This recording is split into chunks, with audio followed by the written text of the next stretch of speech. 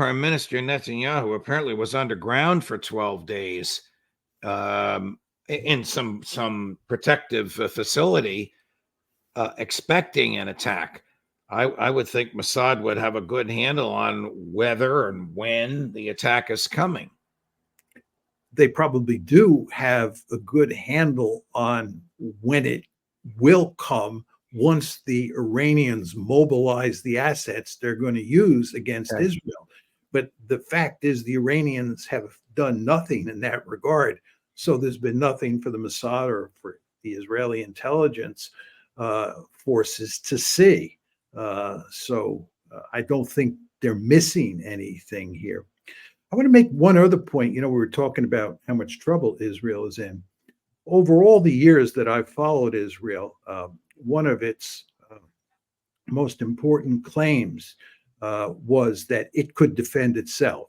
Yes, it needed to buy weaponry from the United States or to be given weaponry by the United States. But when it came to fighting against its adversaries, it could do it alone. It was a sovereign state, if I can use that term.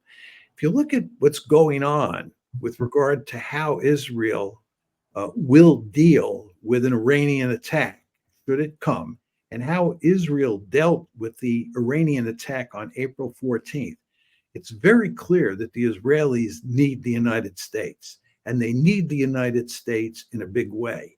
And they not only need the United States, because once they bring in the United States, they bring in some European states as well, like the British and the French. They bring in the Jordanians, they bring in the Saudis, and it's a collective effort. Now, one can say this is a good thing because Israel's able to work with other countries. Okay, but the real problem is if you're Israel, you don't want to be in a situation where you're dependent on any other country in the crunch. And this includes the United States. And for a long time, this was one of the central planks of Israeli security policy, this sense of independence. But it has really gone away. And it just shows you how much of a game changer all these missiles are that have proliferated in the Middle East and are now in the hands of the likes of Hezbollah, Hamas, the Houthis, and the Iranians.